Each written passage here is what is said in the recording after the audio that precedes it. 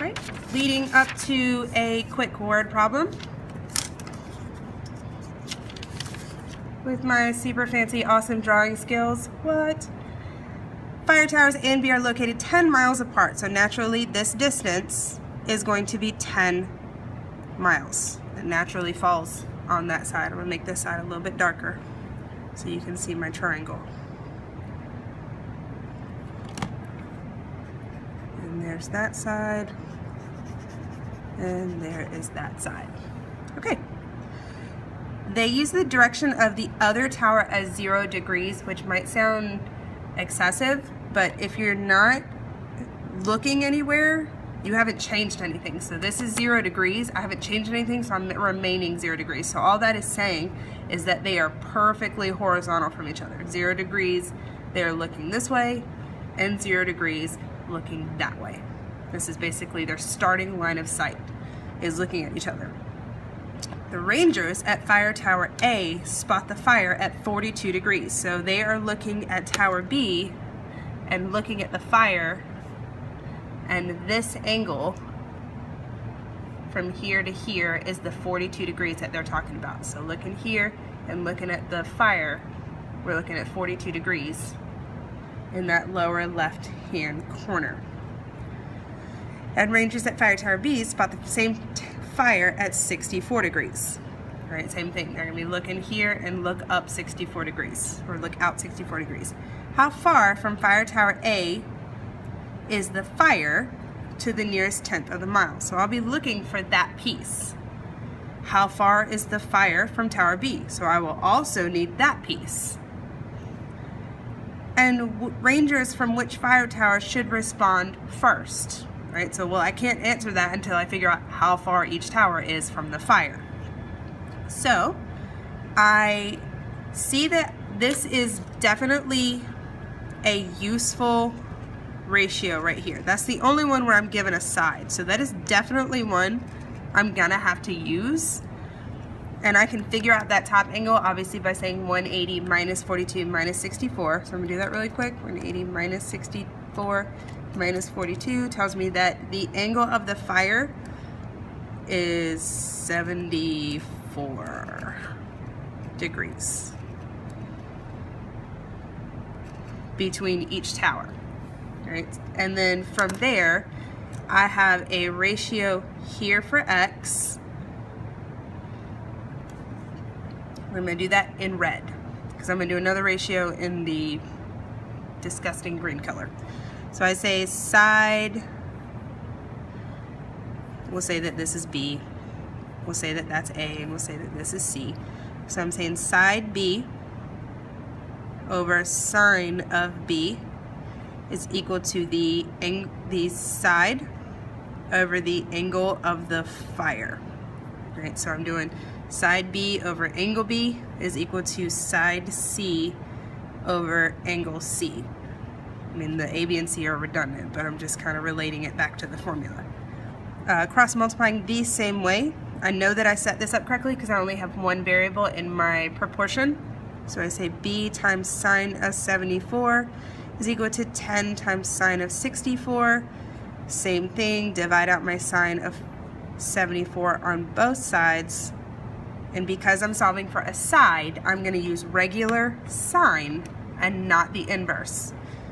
10 sine of 64 divided by sine of 74 gives me 9.4 because we're supposed to go out to the nearest tenth. We're looking at 9.4 miles. I'm going to jot that in. 9.4 from here to here. Right? And then in the green color, I'm still going to use that blue ratio because that is an exact 10 and that's an exact 74. This one is an exact 64 degrees, but that 9.4 was a rounded value, and I don't want to use a rounded value in my proportion because it's going to round my answer even farther. So I want to use a proportion that's exact. I'm going to stick with using this one to help me solve my green part. So I'm going to, again, say y, which is my side B, or my side A, excuse me. So instead of y, I think I'll just use side A over sine of 42 is equal to 10 over sine of 74. So again, I'm using the same blue ratio right here, the 10 over the sine of 74, the 10 over the sine of 74, which circles back me talking about the first slide, or the first paper, saying that you can use any pair of this ratio and it'll work out to be the same. So, just to make sure everybody understands where I am flipping back between x and y and a and b. So instead of saying y, I'm going to label this side A, just because that's tower A, and I'm going to keep my A across from my A. And because this is tower B, I'm going to label this as actually side B. I probably should have done that from the beginning, but most word problems, if they give you a picture, they might have x's and y's right there, because generally we solve for x's and y's. Same process, cross multiply. A times sine of 74 is equal to 10 sine of 42, divide out my sine of 74, and I get side A to be 10 sine 42 divided by sine of 74. About 6.96 is going to round that to 7.0.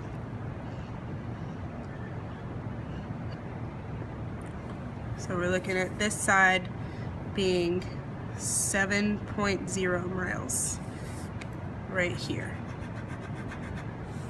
So very clearly, Rangers from Tower B should respond first because they are closer to the fire than Tower A. If you had drawn an equilateral triangle, you would not be able to infer that information without the arithmetic, so don't assume the picture has all of your answers. So make sure you do your math to justify your solution. 9.7 is obviously a farther distance than 7 miles, so they need to get there faster, and they're going to get there because they're closer. Right? And the last thing is the formula for the area of a triangle using sine. Your formula is area equals 1/2 times side A times side B times the sine of angle C.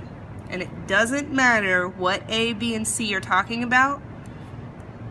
All they care about, again, side A, side B, and side C, all they care about is the angle you're talking about and the two sides that create that angle. So I have side A, side B, and angle C.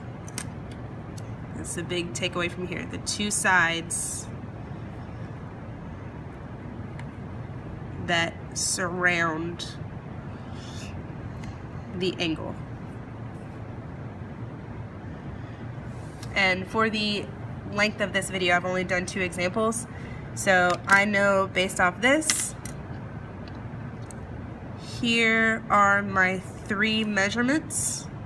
I'm going to put it straight into my formula. Area equals 1/2. Either one.